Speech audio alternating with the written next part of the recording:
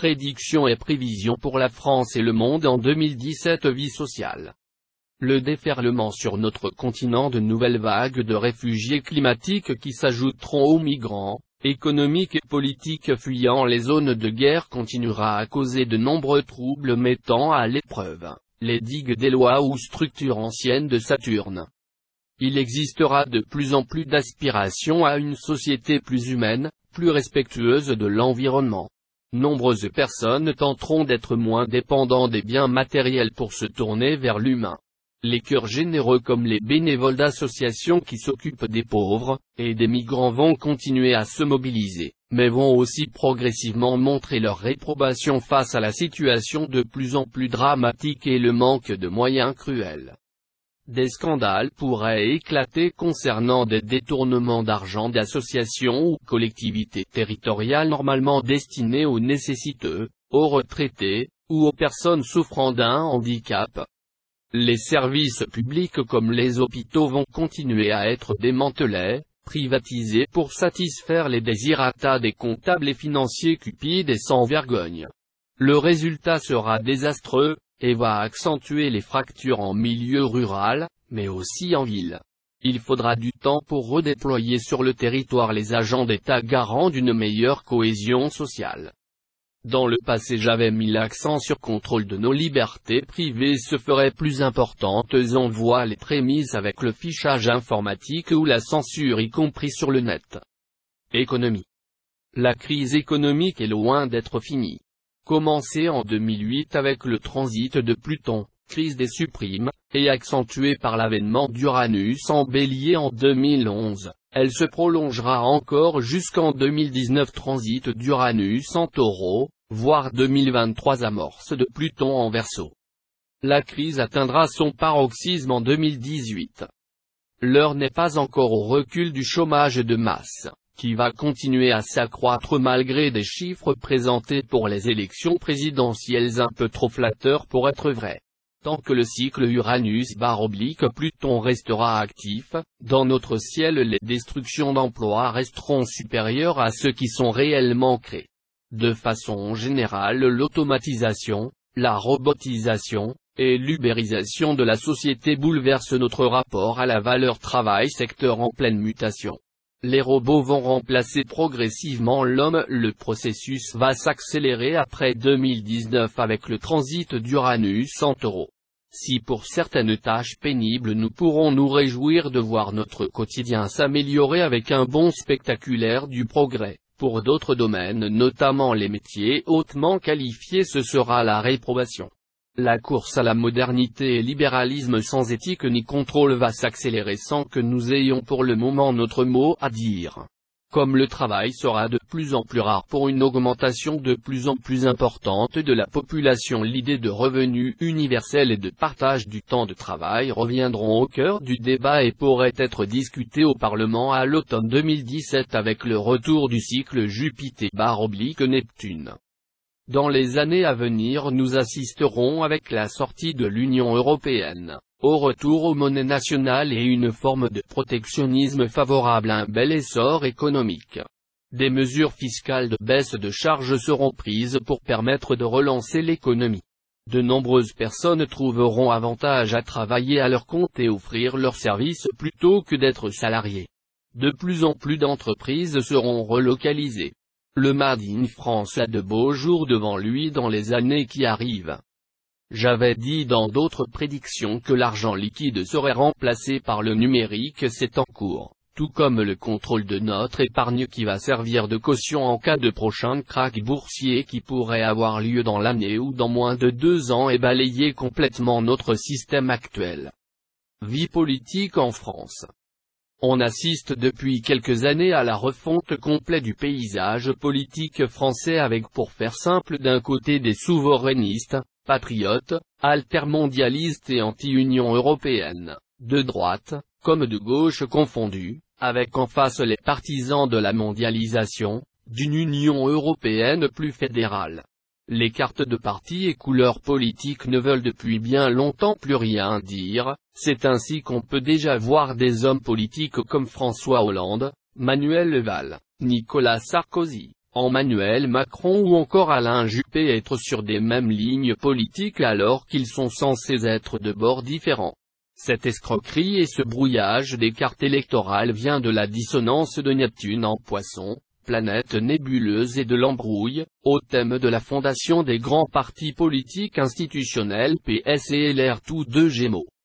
Les instituts de sondage et grands médias qui étaient devenus ces dernières années les nouveaux oracles des temps modernes créent artificiellement des prédictions autoréalisatrices auront fait leur temps. Les enquêtes d'opinion incessantes et orientées avaient depuis trop longtemps faussé le jeu démocratique et galvaudé la réalité de ce que pense réellement l'opinion publique française, mais également les peuples de la plupart des démocraties occidentales. On ne bourrait plus les urnes comme au bon vieux temps pour arranger les résultats, mais on aura conditionné pendant des années les consciences à gros coups de renfort médiatique, pour favoriser un, ou plusieurs candidats du sérail, garant de la préservation d'acquis favorables à une certaine élite déjà au pouvoir. Désormais on l'a vu avec le référendum grec en 2014, le Brexit puis tout récemment avec l'élection présidentielle américaine en 2016, cette tromperie des mensonges sondagiers fonctionne de moins en moins. Les peuples reprennent la main, en France aussi les surprises seront de taille. Le prochain président que les Français choisiront sera un homme moins folklorique et plus taiseux que les deux derniers. Il possédera de l'expérience, sera intègre, pondéré et responsable. Il aura une politique à l'international beaucoup moins belliciste, interventionniste et suiveuse. Il sera souverainiste et patriote, même si dans le passé il était plutôt pro-européen. Il mènera une politique ferme et diplomate pour libérer les énergies entrepreneuriales et d'innovation. Il intégrera à sa politique des valeurs traditionnelles fortes comme le terroir ou encore la famille. Il ne sera pas parfait, mais il me semble que les règles du jeu seront beaucoup plus claires. Il prendra certaines mesures sur le travail qui ne vont pas forcément dans le sens de l'histoire, et rencontrera de nombreuses contestations, mais sa ligne politique sera beaucoup plus claire, moins ondoyante au gré des enquêtes d'opinion. Les Républicains, les primaires citoyennes de la droite et du centre, auront laissé des traces et fait apparaître clairement des fractures au sein du parti. On retrouvera le dernier clivage d'antan que la création de l'UMP avait essayé de gommer. François Fillon, j'avais indiqué les années précédentes sur ce blog dès octobre 2014, ainsi que sur le magazine de radio Voyance de Claude Alexis, ou encore Annuaire Voyance Saint-Fond, que ce serait l'ancien Premier ministre qui pourrait être notre prochain président de la République contre toute attente. Je maintiens cette prédiction bien qu'il soit loin d'être le favori des sondages. Les signaux célestes sont dans l'ensemble au vert et l'on voit qu'après avoir été quatrième dernière Bruin-Holmer dans les instituts de sondage, il est depuis septembre et le début du cycle de Jupiter, chance, succès, en balance dans une dynamique favorable. Seul Saturne, planète d'épreuve, en dissonance à ses planètes en Poisson pourrait encore le faire échouer dans la dernière ligne droite. À l'heure où j'écris, les primaires de la droite n'ont en effet pas encore délivré leur verdict. Alain Juppé, le favori des sondages depuis longtemps, l'est-il forcément du peuple? L'actuel excellent maire de Bordeaux possède malgré tout un ciel très favorable pour la primaire avec des luminaires jour des scrutins en Lion et Scorpion, signes qui marquent son thème. Celui qui était appelé le meilleur d'entre nous par Jacques Chirac, garde donc toutes ses chances pour devenir le candidat officiel du courant de la droite et du centre, pour devenir notre prochain président de la République. Il pourrait être en finale de la primaire face à François Fillon. Nicolas Sarkozy, je ne le vois pas gagner la primaire de la droite, donc a fortiori pas redevenir président. L'ancien chef de l'État verra sa vie de couple menacée avec des affaires judiciaires suspendues un temps venir lui compliquer la tâche. Jean-Frédéric Poisson, je vois ce candidat prendre dans le futur beaucoup plus de poids sur le plan politique, notamment à la rentrée 2017, mais également dans les années futures. Ses idées mélangeant humanisme, idées conservatrices avec une vision typique du signe du Verseau séduiront. En 2022, il pourrait se présenter comme un candidat à prendre au sérieux. Sa présence aux primaires n'est pas que de la simple figuration. Bruin-Holmer, il faudra compter avec ce quadra en politique, il pourrait faire partie d'un prochain gouvernement.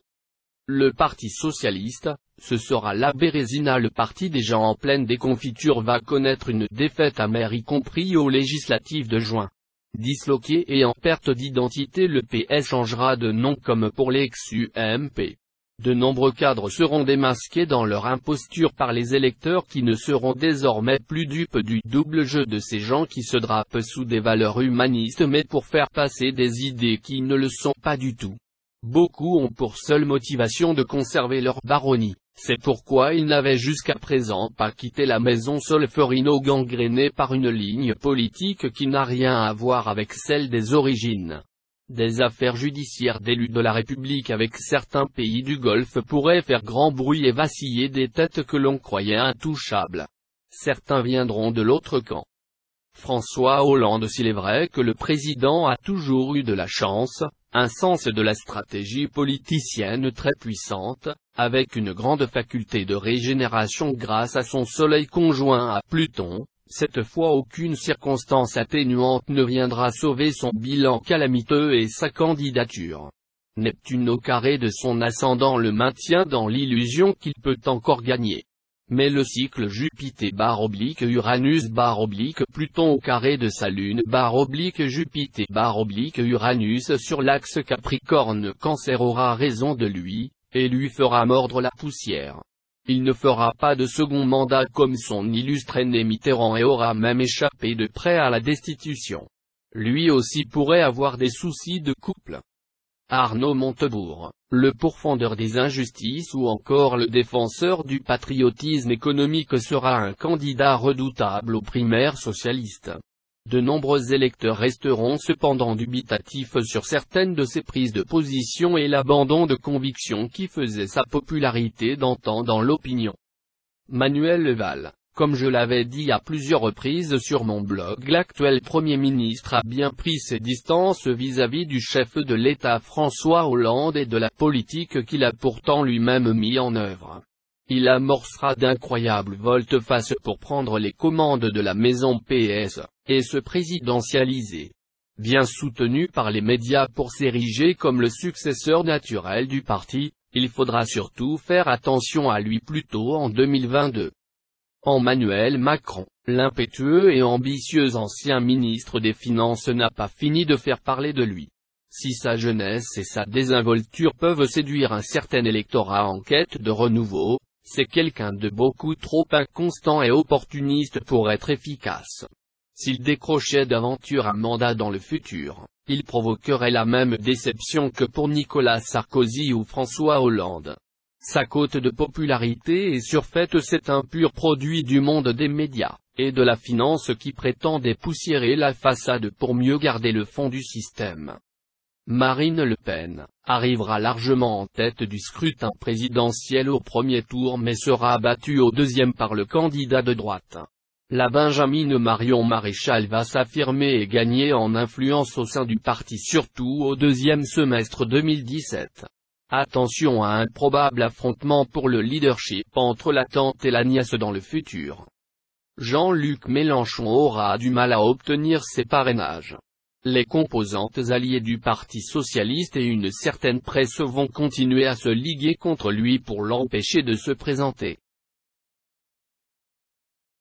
Il devrait malgré tout faire un bon score, cependant pas assez pour se qualifier pour le second tour à la présidentielle. Parti communiste, le parti sera fracturé car certains de leurs sympathisants ne supporteront pas la ligne politique de leur leader qui adopte une attitude vassale du PS lui-même en perdition. Pendant ce temps d'autres feront reproche de la défaite de la dite gauche à cause de la fronde menée par Mélenchon. Les écologistes, bien que les idées essaiment partout dans la société depuis des années, sa représentation politique ne sera toujours pas à la hauteur des enjeux pour impulser l'accélération de la mutation écologique et la transition énergétique nécessaire. Trop divisé et soumis au lobby, les voix des leaders seront trop dissonantes, décrédibilisées et dispersées pour peser réellement dans le débat et l'opinion publique. Debout la France, Nicolas Dupont-Aignan pourrait se distinguer et faire un bien meilleur score au premier tour que lors de l'élection de 2012. Jupiter en balance, son signe ascendant va l'aider à franchir un capital. Neptune dans son signe du Poisson devrait l'aider dans les années qui viennent à peser dans le débat public. Ses idées souverainistes défendues de longue date auront le vent en poupe. Malgré un cycle Saturne/Neptune favorable a priori à leur mouvement dit radical de gauche, leur division ne leur permet pas de peser électoralement. Cependant de grands bouleversements attendus viendra dans les 6 ans qui arrivent. De nouvelles têtes vont arriver pour changer le visage du parti et lui donner une nouvelle force. Relations internationales. Le nouveau président français cherchera à renouer avec la longue tradition française d'une diplomatie plus médiatrice et pacifique. Ce sera la rupture de la politique de va-t-en en guerre des 2 derniers chefs de l'État. Cependant les tensions entre la Chine, l'Iran et la Russie d'un côté, et les États-Unis, Israël resteront fortes. Union européenne. Les pays membres vont à sortir des traités et de la zone euro pour reprendre leur monnaie nationale et leurs frontières. Avant cela, des tentatives d'aller vers une Europe plus politique et fédéraliste sera entreprise. Ce sera bien difficile d'apporter des aménagements à un système qui porte en lui dès le départ les stigmates de sa dégénérescence. Les États-Unis. L'élection de Donald Trump comme 45e président sonnera comme un tournant majeur dans la politique interventionniste et mondialiste séculaire des USA. Il pourrait donner l'impulsion de ce changement et sonner le retour au protectionnisme dans le monde. De nombreux bâtons dans les roues seront mis au nouveau président. Il pourrait cependant étonner par son sens de l'improvisation typiquement uranien et Gémeaux. L'élection américaine qui a propulsé ce milliardaire président des États-Unis est la parfaite illustration de ce changement de cap et cette rupture avec l'ancien monde évoqué en introduction, à savoir le cycle de Jupiter/Uranus. Son investiture à la traditionnelle date du 20 janvier 2017, c'est-à-dire pile au moment de la position du demi-cycle dans le zodiaque de Pluton, planète de mutation. Depuis sa découverte officielle dans les années 30, est très loin d'être un hasard. Il faut s'attendre à des révélations fracassantes sur de nombreux mensonges cachés sur la marche du monde pendant trop longtemps. La France comme les autres pays du globe seront fortement impactés par ces révélations et cette réorientation impulsée par ce grand pays qui reste malgré ses difficultés, ses excès, ses paradoxes et pour le moment l'une des premières puissances mondiales, aux côtés de la Chine, la Russie, et l'Inde. Allemagne, je vois la fin d'Angela Merkel et sa politique qui ne fera décidément plus recette. Son thème astral comme celui de François Hollande, ils sont nés la même année, sera très attaqué. Native du Cancer, Uranus et Pluton auront raison d'elle. L'ouverture des vannes aux migrants, les agressions qui ont traumatisé le peuple allemand sans oublier le droit du travail pas favorable aux salariés comme les 1 euro au job fera se soulever ce peuple si habituellement docile et patriote. Nos cousins germains en auront marre de se sacrifier pour que les riches tirent les marrons du feu. Chine, attention à un conflit avec un pays asiatique. Le pays de l'Empire du Milieu reste encore très instable économique et socialement. Dans les années qui arrivent entre 2018 et 2023, la puissance de ce colosse pour le moment au pied d'argile va prendre de l'ampleur. Sa monnaie pourrait devenir une référence dans le monde et prendre la place du dollar. Russie, le maître du Kremlin devrait continuer à dominer la scène internationale. Fin et imprévisible stratège, il saura défendre ses positions et les intérêts de son pays. Son hégémonie atteindra son paroxysme sur la rentrée scolaire 2017. Il devrait parvenir à s'entendre avec son homologue américain Donald Trump. Moyen-Orient, le conflit va malheureusement continuer, les tensions resteront fortes et les conflits meurtriers. La boîte de Pandore de conflits ethno-religieux a été ouverte, exacerbée et répandue partout y compris aux portes de l'Europe pour permettre à certains États de jouer double jeu et tirer les marrons des ressources pétrolières du feu. Il sera bien difficile d'éteindre l'incendie. Les victimes vont malheureusement continuer à s'accumuler et le conflit va atteindre son paroxysme dans les 2 années qui arrivent. Je vois aussi un conflit en relation avec la Turquie. Climat, environnement et catastrophes naturelles. Comme les années passées, la terre va trembler, et les pluies diluviennes vont s'abattre un peu partout dans le monde, provoquant des inondations, des secousses, des éboulements. Italie, les tremblements de terre récents dans un laps de temps aussi court annoncent le réveil du volcan Etna. Japon, une menace plane de nouveau sur la fin de l'hiver et début du printemps 2017 sur un tremblement de terre et accident nucléaire. Pakistan, tremblement de terre. USA, sera frappé une nouvelle fois par des ouragans dévastateurs. France, une vague de froid pourrait paralyser le pays au plus fort de l'hiver 2017 ou à la fin de l'automne en toute fin d'année à cheval sur 2018. Le sud-ouest et la Bretagne touchés en janvier, février. Attention, c'est l'année d'un risque.